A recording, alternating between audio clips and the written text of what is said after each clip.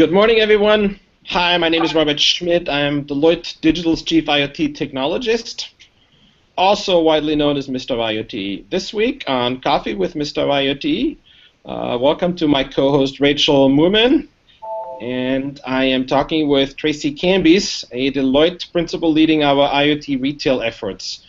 We will talk about how IoT is changing retail. Welcome, everyone. Thank you for joining. Thanks, Robert. Hi. How are you guys doing? Well, how are you? I'm doing well. We get to talk about shopping today, right, Tracy? That's right. Love retail therapy. Yeah, exactly. A woman's favorite topic, and Robert's too. If you look at those glasses, he's obviously not shy of a retailer himself. So I think one of the few glasses I did not buy on Amazon. I have to admit that I am a bit of an Amazon addict. And these glasses I literally bought in Amsterdam at a shop where the guy told me, this is no story. I asked him, I want to come back tomorrow and I look at them again, and he said to me, I'm sorry, I don't know when I'm going to be open tomorrow. I open the store when I want to. I collected glasses for 20 years and now I just have a store and I open it whenever I wish to. Tracy, is that typical of retail? No, not at all. No, it's a true story. I didn't make this up. I wasn't planning to talk about this, but it's a true story. So how does IoT help with that? Would IoT help the guy? No, I don't know about that. That sounds more like a personal choice, and he's got money elsewhere that he can be independently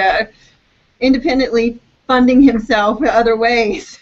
I don't know. We got to get some sensors near the store, and when there's enough heat based on like traffic, then he knows to go open. Yeah, well, there's that. I think, or he could have a self-checkout capability and, a security using, sensing devices. So everything's marked IoT, uses it from a sensing perspective, and then kind of sends him an alert from the back room where he's sipping his, whatever they sip in. So, Coffee. It's coffee with Mr. IoT, right? That's right. So self-checkout. Somewhere. Self-checkout, Tracy, this has been something that checkout has changed dramatically. For me, I first started change when I worked in the first Apple store. Maybe that wasn't the first, that was just my first experience. So how is checkout changing with IoT? Talk a little bit about this. I'd love to hear more about that. Yeah, I mean, the checkout capability now with IoT is if inventory or merchandise that's in the store is tagged or inked in some way with a sensing capability, either on the shelf and at the point of sale or checkout, then self-checkout actually changes dramatically. Where today, if you go to the grocery store, you use the self-checkout line, you have to scan the UPC code, right? That's on the box. Sometimes it works, sometimes it doesn't. It might require help, and it may not. For some of us, it works really well. Others, not so much success. I always stand at Home Depot and I'm like having the big 2x4s and try to scan them, and it works really badly. But anyhow. Right. So that sounds costly. That sounds costly, though. Is that an expensive solution, or? Well, not really. I mean, RFID tags now are in the 4-cent range, more or less in some cases. Some are a little more. And the proximity of readers now actually can extend pretty well. I mean, into the, there's definitely cones of area that they cover, the sensors do, and so you can narrow it down and you can have more immediate proximity with the sensors and the readers. So that means now you literally can have an RFID tag, a 4-cent tag on a piece of merchandise that comes in contact with a near or immediate reader and picks it up without you having to scan anything or try and get the tag off or show it to a scanning device. It just senses that it's there, puts it on the list, and you can quickly check out. Or it actually can upload it if you have an app that's associated with a checkout. It can load it to your app on your phone, so you literally don't have to interact with anything else in the store other than going through this space that's sensing enabled. So does that mean that you don't need a cashier anymore? Cashier per se, probably not, but assistance, right? I think we're moving to the era of retailers needing to provide product experts and store assistant services versus it being a checkout person, and that I think that's where in some stores today the customer experience is going to continue to evolve based on how IoT is implemented in the stores or in pop-up stores, as an example. You don't have to. What is a pop-up store? Yeah. It's actually a temporary location store for a brand that is popped up, and inventory is brought out. It just like you can with little food marts or food trucks. Think of it that way. It's like that part of a category of product that they can do that. A specialty retailer might do that during an event, like at Coachella that was recently happened out in California. Different vendors can pop up a store, use IoT if they're IoT enabled, and really make a different type of experience and more convenient, and definitely appealing to the newest generation of millennials who are looking to the easiest way to get their product in their hands faster. Is Tracy going to come to Burning Man and do a pop-up store? That would be fun. So outside the festival circuit and in those kind of scenarios, it sounds like it's great for the customer, but how does that also help the retailer? Is it just benefiting the customer experience, or are there other benefits once you've got the IoT enabled? Well, I think there are benefits, right? It can increase increase traffic, appeal to a different demographic of their consumer segments, of their customer segment. So it depends on. It doesn't have to be centered around an event. You can, if you are thinking about putting a store in a location and you're looking at what are the kind of co-tenants in an area, you could temporarily find a space and stand up a store on a smaller scale and test that environment out. That's one way it can be used and get a benefit of testing that market from a store's perspective. If it doesn't work, it's a low-cost investment, a low asset, and you can pull it back out and redistribute inventory into locations where they are already operating, or move to a new location. So that's one benefit of the kind of pop-up store capability with IoT being kind of an underpinning or enablement capability there. Got it. So value is customer experience. You saying that, I know I like it, but in general people have found that they like to self-checkout. I'm assuming there's also a footprint benefit, because now you can it takes less space to self-checkout, I would assume. Is that true? Yeah, I think there's still evidence that needs to be tested and use these hypotheses in the different types of environments of retail. For a small specialty retailer, it makes a ton of sense, and yes, the investment from a real estate perspective is really small, and you can leverage that space for more of your inventory.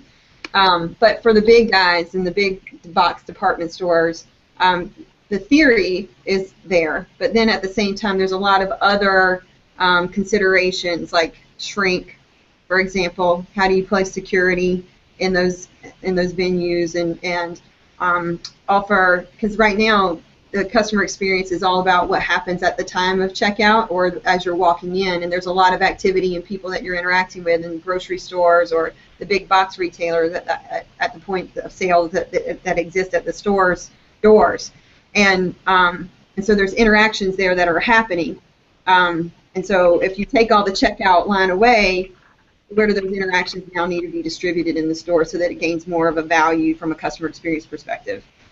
Well, people pay big bucks to be having a storage, like a display case at checkout, right? Because everybody walks through there, and so it's a big part of promotions. When I worked at Procter & Gamble, that was always a big ticket item. How much promos do you do at checkout? And that is totally impacted by that. Yeah, totally. And the other thing is those impulse buys, right? Like, yep. I'm a sucker. Are huge, right, at the checkout line. To your point, like some of it's about advertisement, other points of it is just about to get that last impulse buy at the time of checkout. So I think there's a bit of disruption in that model that will occur with IoT. But retailers and consumer product companies are very ingenious a lot about learning from customer behaviors and coming up with new concepts that actually appeal from a novelty perspective that can change with the models as they are disrupted. So based on novelty, I've been hearing a lot of fun stuff where people, pause and they know you're watching their products or spending more time there. Are they moving towards using these sensors to kind of drive real-time incentives or pushing product in different ways than they were before, or what kind of cool nuanced ways are they using this technology besides checkout?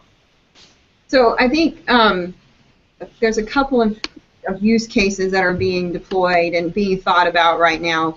One is in the proximity marketing. So that's one area where in the category, can you send personalized messages related to where they are location-wise, or how much traffic has been seen distributed in that category area, and looking and using the data to kind of push those promos based on the type of customer that's in the area at that point in time. That's one method that could be deployed.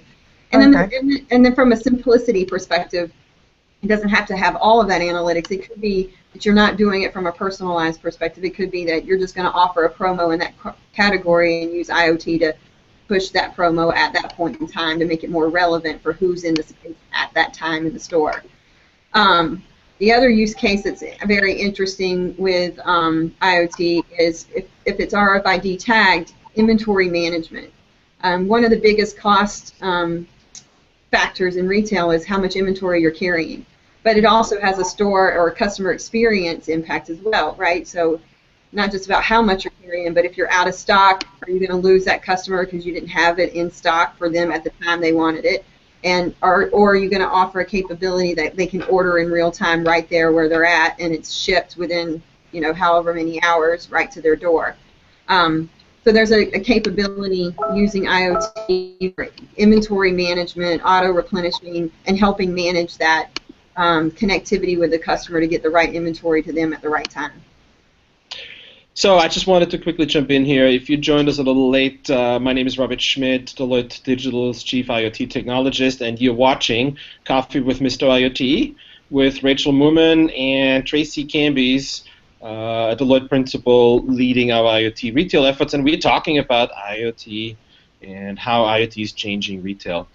Tracy, we've done a really awesome pilot and demo. It was earlier called Engage Me. Now I think we're changing the name on it, but overall it's just a really great way of showing how we've gotten over the RFID hangover and how you can upsell. Because really, we talked about the promo space changing, right? And isn't it true that much of what happens now happens on our mobile phone? It ain't so much anymore about I'm standing at the checkout line and I look at something, but no, there could be, and we show this in our demo really well, how you can actually give people something even more personalized. Because who knows if at Home Depot I don't get to look at the drill bits for the 55th time, and actually they should know I've bought 4 sets already, and I really don't need more than 4. Rachel, what are you laughing at? I lose my drill bits all the time. I'm sorry. I know I should use some more fitting examples. I'm sorry. I'm at Macy's and I'm buying the 3rd set of shoes in black. So I shouldn't get black shoes. Much better. Okay, great. So I'm sorry. I want to come back to you, Tracy. Tell us about the demo we've built for retail and the prototype, because I think it's fascinating. We've built it with an antenna manufacturer. It has an RFID. I don't know. Tell us about it. It's awesome, I think. Yeah. Thanks, Robert. Well, and I will interject one thing. Having 3 pairs of black shoes is not a big thing. I mean, even though that Macy's might know that I have 3 pair of black shoes that I bought for them, or whatever retailer out there I bought it from, that, hey, they can still advertise to me for another pair of black shoes, and one we can never have enough. I really tried to stay out of trouble by talking about Home Depot, but I didn't manage to. I'm so sorry. No worries. So, yeah, Engage Me, and I know we may be rebranding that, but it is, it's built on the concept of leveraging beacons as well as a digital app, and also Wi-Fi in the store, and marrying these capabilities together to enhance the shopping experience. Because from the digital divide study, or the digital influence study that Deloitte produces we produced last year. It's now been a year since our last one got released, and we're looking at doing some in the future. Some of the data points that came out of that study actually show that 33% of consumers spend more when they've used a digital device in the shopping process. So that's from inspiration. Say that again. 33% of consumers spend more when they use a digital device in the shopping experience. Wow. And that on average, 64, I think it's 64% or 64 cents on every dollar is digitally influenced today. So that means in the shopping journey, from inspiration to purchase, and even in the return process or servicing process, it's been digitally influenced. That buy has been digitally influenced in some way. And so understanding that, we've built the prototype leveraging some of that same concept. When you know who a customer is and they've engaged with you from a digital perspective, they have the app or they've shopped online, that you can capture that behavior. But once they've kind of downloaded the app, now how can you enhance that experience from a not just the device perspective, but in the store as well? And now, because we don't really think of these as individual channels anymore, it's really how are you meeting the customer where they are. And so in order to do that, Engage Me actually takes it one step further and says, now can we use beacons and know proximity-wise where you are in the store, what you're interested in, what you were looking at before. Can we help you through that journey to get to your products better, to get your fit better, so that we're guiding you through that. So Engage Me actually provides a bit of functionality around the products that are trending and the stuff that you were searching for, where your product is in the store, so guiding you through a guided map in the app to get to your location. Once you're in that location, we see that. There's also a request for assistance from an associate, a stylist, or whatever kind of capability you might be looking for to get help from an inventory perspective. Then retrieving that inventory, whether it be on the shelf or from the back room with assistance or without. And there's some stats that say from an assistance perspective that 20% of the consumers are more likely to convert, or 20% more likely to convert, sorry, when they do have a stylist or someone to assist them when they've had an issue in the shopping process. So there's some data that says even digitally influencing and providing digital capability and information to the store associate. So that's the other side of what Engage Me does. It actually reports out what that behavior looks like and what the traffic patterns look like, so they can actually provide that assistance. So Tracy, it sounds really cool, except I'm just putting myself in the customer's shoes. Doesn't that mean like they're watching me every second and they know what I'm doing, and then they're gonna like pounce on me and try to sell me more stuff, and now all my thoughts and everything are known by the salespeople? I mean, that sounds a little, I don't know. Creepy? Creepy? The line? I don't know. Well, you don't necessarily have to deploy all of these capabilities all at once, right? The idea is to get the art of the possible with Engage Me, but the platform is what's really the most powerful part of it, right? Is that now there's a platform that enables the reading and sensing of these signals and all these behaviors that are already occurring, both anonymously and known, right? So you can be anonymous as a customer, and we can see that pattern that helps influence how many associates we put in that space, so that, think about it from a shoe store perspective, Rachel, as we were talking about shoes, right? Or the shoe department. You know, if they're having a major campaign and they're not seeing, and you're in a department store and you're seeing traffic go in fits and spurts, right? You could change who is in that department at any point in time based on how the heat map is really showing traffic. And so then you can use your store labor more effectively as the retailer, right? But then, especially if it's anonymous, right? So that's the anonymous part of it. But if you're a known customer and you don't want to have to be bothered with all the crowds, and you walk into the store, now you're known, and you can actually alert them that you're there. They wouldn't necessarily, and that's where this kind of trust with the retailer has to come into play. You have to know that they're your style of retailer, and that they know you and you trust them, and you've kind of had this exchange. They're giving you benefit through promotion and more personalized service, and you're giving them access to know what your preferences are, who you are, what you like and don't like. No, I love what you said too about going back to utilizing the workforce, because they can not only do it real time, but they can probably see trends based on sales, and then how many people they need to staff extra for those sales, and kind of staff up for future ones and learn. So I think it's a great education tool too for the retailers, it sounds like. Yeah.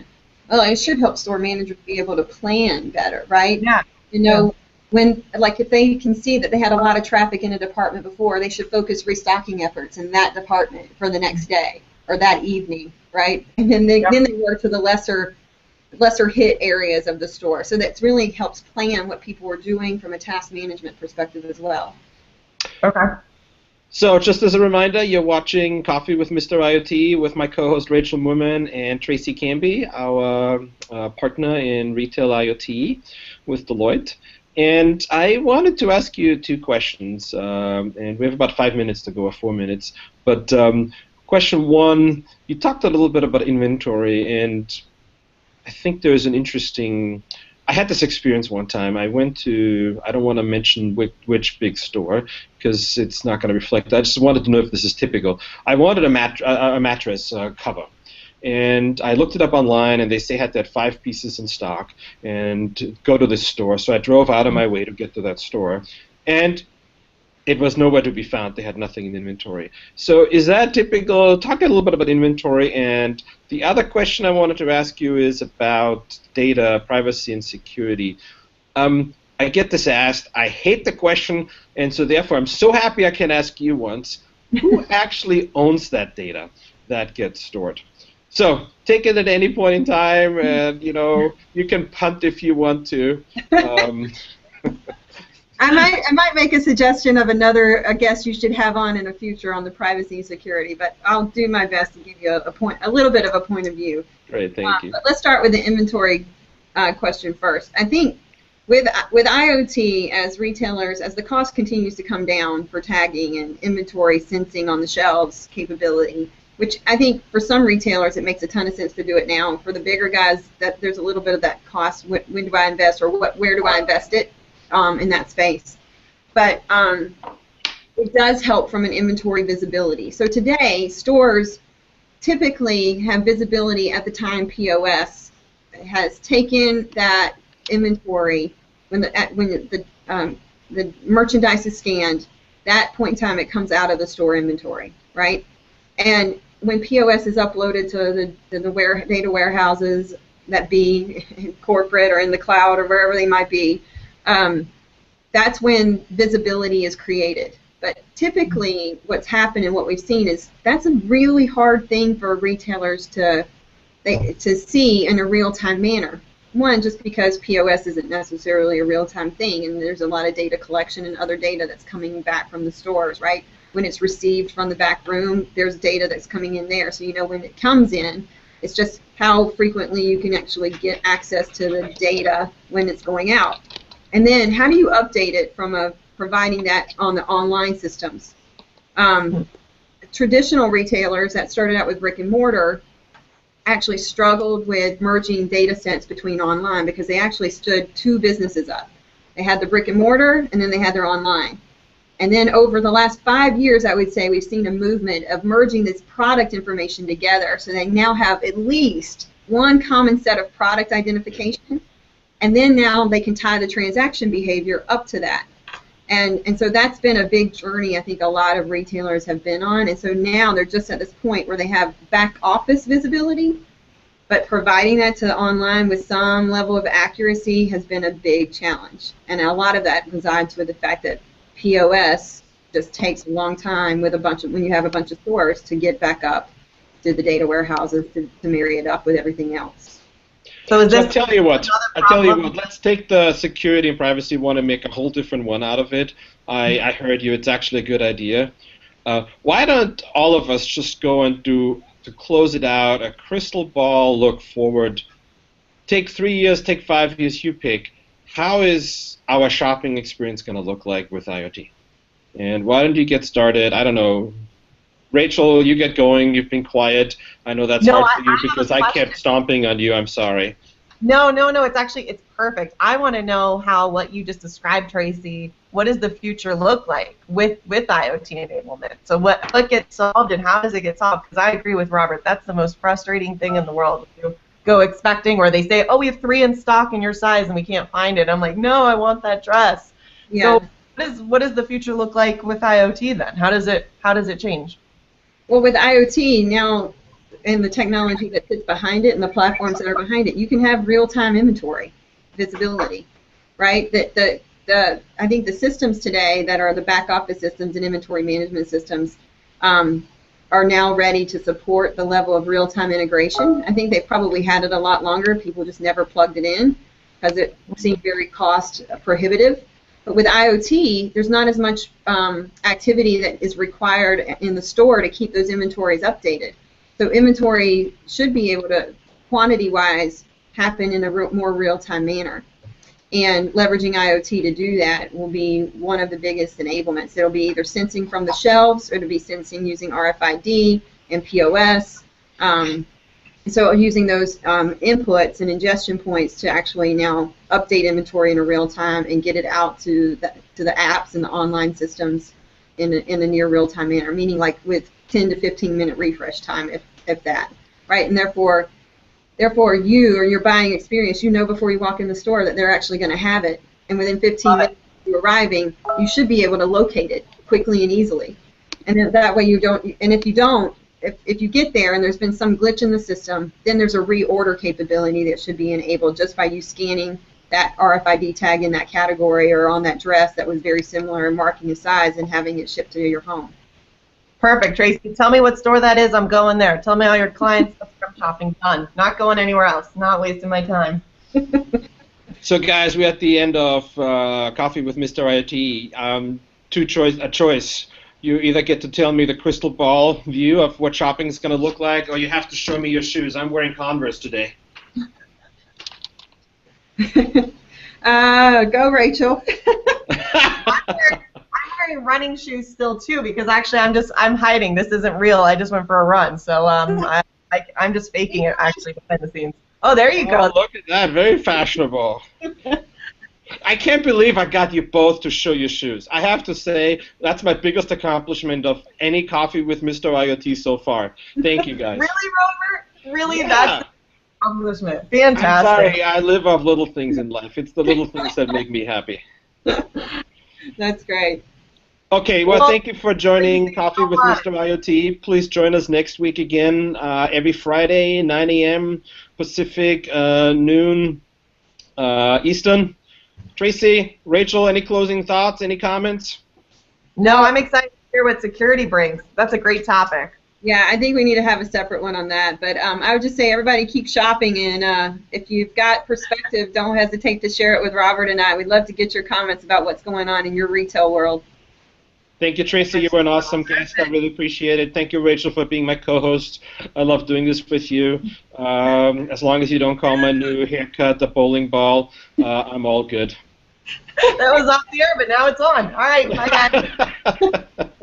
Thank you, everyone. See you next week, Friday, 9 a.m., noon Pacific. 9 a.m. Pacific, noon Eastern. Bye, guys. Bye.